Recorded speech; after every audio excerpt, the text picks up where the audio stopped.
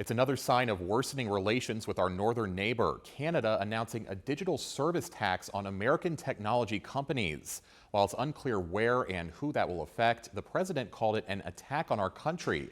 And one Michigan economic expert calls it a battle with no upside for anyone. In a Truth Social post Friday, President Trump warned Canada the price of doing business with the U.S. is about to go up with new tariffs.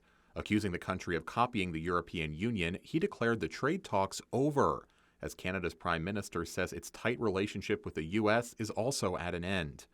University of Michigan professor Chris Douglas says our interconnected industries used to mean Canada was our primary trading partner, but now China is taking over that position. Canada is really an extension of the U.S. economy because Canada is so close. Trump's post also scolded Canada for high tariffs on American dairy products coming from Midwestern states.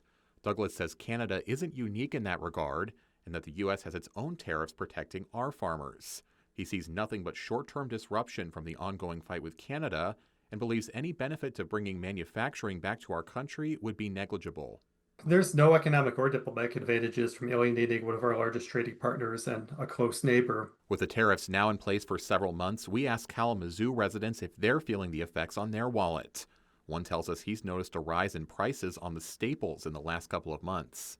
Mostly food, like at least at grocery stores at the moment, and then some beer and everything at bars. A visitor from Detroit says she hasn't felt it personally now that her children are grown, but feels sorry for the effects of tariffs on growing families.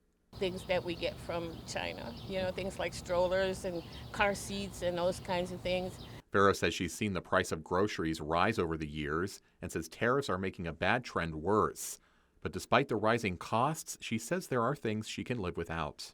If I can't buy eggs, I just don't eat the eggs. If I can't go out to dinner, I just don't go out to dinner. So, the U.S. ambassador to Canada also says the president isn't talking about making the country into our 51st state anymore. However, he did float on social media that it would benefit them to join the proposed Golden Dome missile defense system.